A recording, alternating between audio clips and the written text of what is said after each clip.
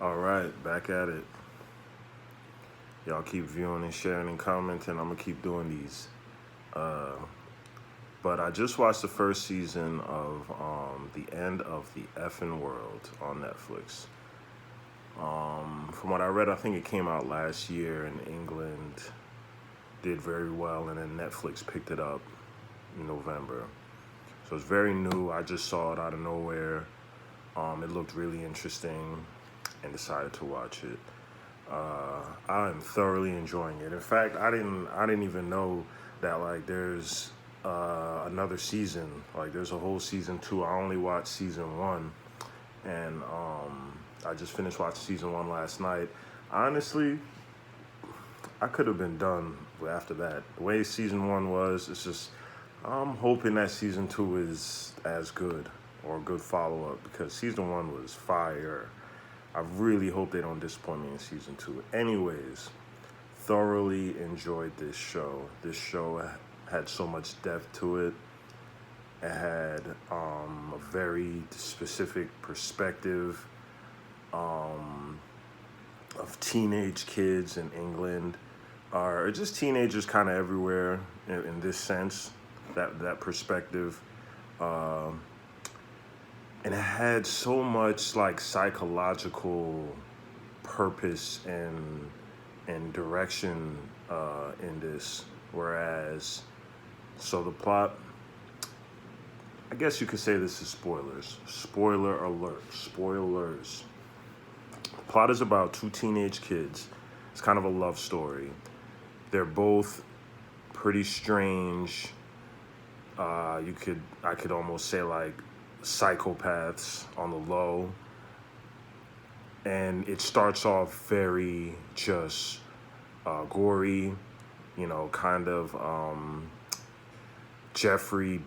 Was it Jeffrey Dahmer? Yeah, Jeffrey Dahmer kind of vibes with the little boy who's just like killing animals and like saving their carcasses and collecting dead animals and doing all sorts of just like wicked things out of curiosity, boredom. It starts off in the way the plot develops. Shout out to the writer, man. I don't see a lot of good developing films like this anymore, where it draws you in, it makes you say what the f, and then you get drawn into this and you want to find out why. Like every episode, it's like I get bored. You know what I mean? I'm an old millennial. I'm still a millennial. I still get bored easy, and like I need that development. I need that build up so I can continue watching each episode.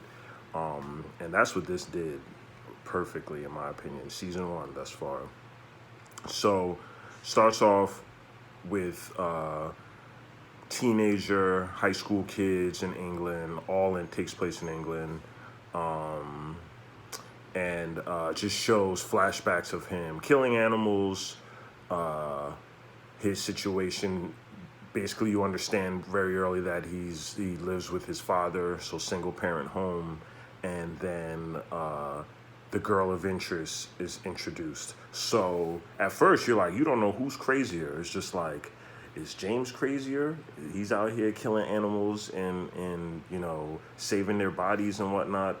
And the girl of interest, Alyssa, she's just like frustrated, always got an attitude, and basically just walks up to James and she says, I saw you skating the other day. You look like shit. And that's how it starts. He's basically thinking the whole time he wants to kill a person. He's tired of killing animals. He's ready to kill a human. He wants to feel something because he doesn't feel. So he thinks, as a young, immature teenager, you think you know yourself. And he's like, I don't feel anything. In his head, he's like, this will be a nice person to watch die. I want to kill this girl. So I'm going to act like I'm interested in her just to be with her or whatever. So the adventure starts. And as it progresses, you just see the dynamic slowly changing. It's just like this gradual change where at first I'm just sitting here waiting for this boy to kill this girl. Like he's fascinated. He's imagining killing her. He's being methodical, thoughtful on how like he's planning to kill her and whatnot. And So this was so relatable in the sense, I mean, not me, but I can't relate. I've seen this, I've seen these kind of kids before. For instance, when I was in San Francisco once, and I just remember I walked around for like 5 miles all throughout San Francisco because it was just like, just so beautiful out there, and just exploring. Went through like Fillmore, I believe that's what, Fillmo or something. I hope I'm saying it right. But anyways, I just noticed like a bunch of like homeless looking teenage white kids just walking around. And I was just like, wow, it's like, it's kind of different, They were like teenagers. You could tell they were kids, and they're just like dressed cool, but still dirty to where like, they probably sleeping outside. And I talked to my homie that's from out there, and she was like, she told me that that a lot of those kids are just lost with no cause. Like they have rich parents, and they're just tired of life, and whatever. So those kids reminded me of these teenagers where it's like they have a decent life, they have issues, but they just don't appreciate anything in life. And I've seen these kind of teenagers before where you think, oh, I was in my darkest place as a teenager, so I relate. It's just like I know, and I wasn't as crazy as them, but these kids were like looking like psychopaths or whatever, where like they wanted to inflict real harm. Well, the boy at least. So the boy is just like James. He's annoying to me. It's like his dad in the show is mad cool. He's like a good dad, like being there for him, being extra loving to him and all this. And he's just like, I hate my father. And this, that, and the other. And the girl hates everything. So they're just like perfect for each other. So the plot starts. Now, this oddly reminds me of Queen and Slim. This all started with me doing the Queen and Slim review. And this oddly drives very parallel to Queen and Slim, except these are two teenagers and not two grown-ass humans, where there's a love interest, they randomly meet, and right away, they decide to run away. So a boy punches his dad in the face, and I'm just like, yes, the ignorance. I love to see it, man. I love to see the realness in society where this nice dad, he's not even an asshole and deserves to be punched in the face. He's like a pushover, and the boy punches him in the face, steals his car, and drives off with his new girl of interest. And the whole time I'm just sitting here thinking like, this is another Jeffrey Dahmer kind of thing. This boy is about to kill his first woman victim, and like, and this is the beginning of something, but it just takes a twist to where like you see these characters develop. You see their life, you see the reason behind things. I don't like foolishness. I don't like seeing things that just happen or because it's in a movie and it's just like unrealistic. There's no connections. There's connections to everything. There's a connection to why he's so why he's so crazy, why he has these psychopathic thoughts, and why she's such a difficult person, why she has such an attitude. They both like show the reasoning behind it, and these episodes are only like 30 minutes long each. So that's perfect for me. It's just like perfect in and out. And in 30 minutes, you got to get to the point. You got to draw a picture very concise and very like efficiently in 30 minutes, So I appreciated that. So as they're driving off, running away, these two teenage lovebirds that are crazy, they're just having this adventure, and it's just like this cool adventure, and it makes sense because they're teenagers. It makes sense because like these kids are two kids that don't appreciate shit, and they've had rough lives too. So it's like, you see why they are the way they are, and I just love that. I just feel like movies and stuff, they just don't do that anymore. It's not enough character development. There's not enough like morals to the story, reasons behind things. So they go on this adventure. It's fun sometimes. It's like dangerous at times, and so they end up in a random house. They decide to house squat some random house that they find. And now you're starting to wonder, like, who's worse, Alyssa or James? Is the girl, like, They both were pretty shitty at when they're introducing their characters, but the boy seemed like the crazy one that was ready to kill something. But now you're starting to wonder, like, the girl is kind of the one. Alyssa is the one who's the dangerous one, who's just like doing some wild stuff, Like she's the one who convinces him. It's kind of on some Adam and Eve kind of correlation, where like the woman influences the man to do the wrongdoings. But I ain't even gonna go there. Ain't that deep.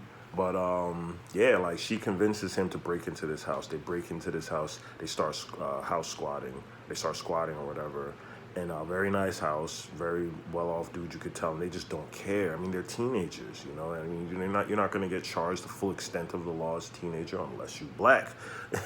But and I don't know how the culture is in Britain. I can honestly say it's pretty different than America. But anyways, they break into this house. She's trying to have sex. He's too weird. They're both virgins, and it's just like this.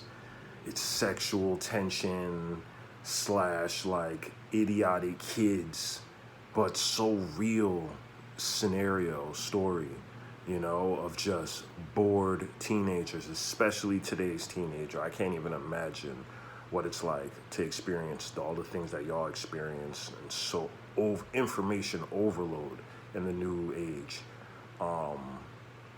that y'all are born into. It's like I'm still old enough, like I'm still like, I remember what it's like pre-technology, and I'm still young enough to know how to maneuver through this.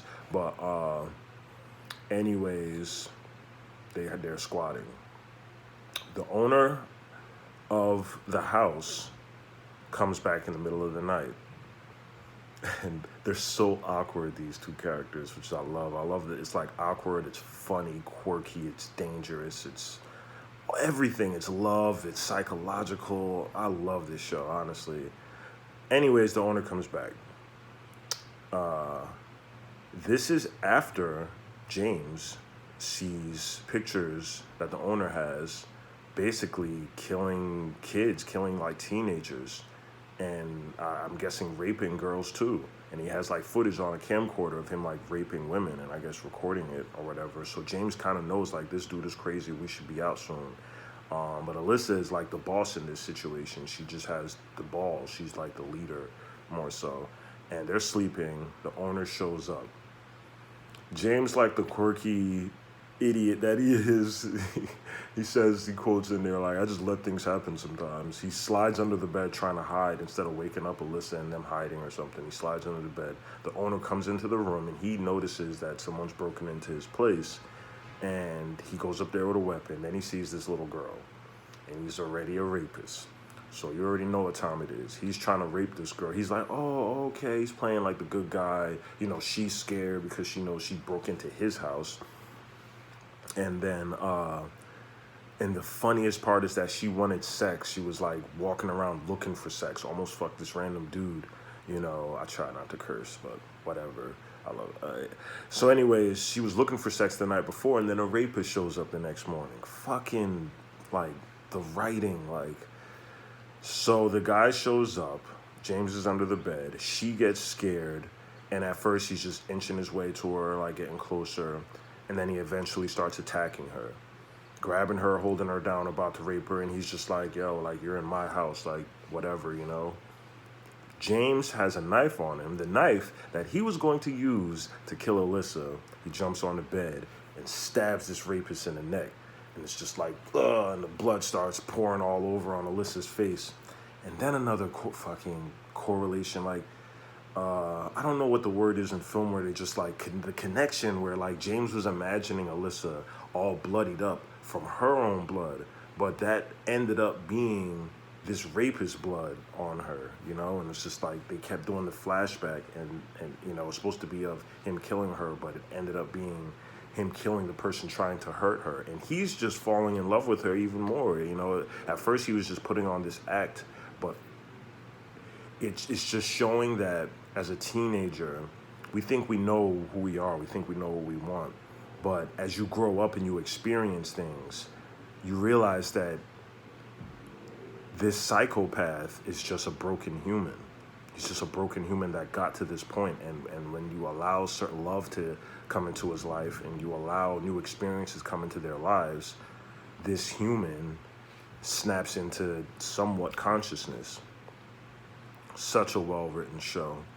And then it goes more into their parents, and it just shows the purpose behind why these two kids are the way they are and why they decided to do what they did.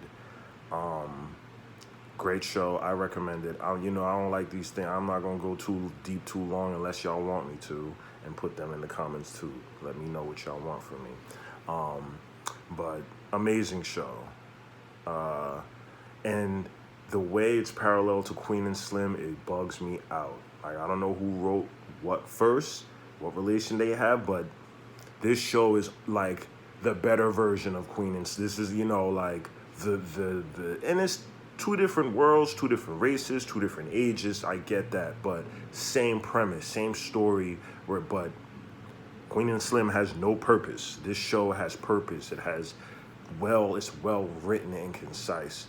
I put this up there with one of my favorite shows ever. Honestly, y'all British, y'all like quality, and from what I've experienced, and this shows that y'all are about that quality storytelling, and that show's dope. Breaking Bad is one of my favorite shows ever. I think Breaking Bad is like the best show ever. This to me is like up there. It's up there with Breaking Bad. I'm hoping season 2 is decent. I'm probably gonna start that later tonight. But yeah, watch The End of the Effing World on Netflix. I truly recommend it. Peace.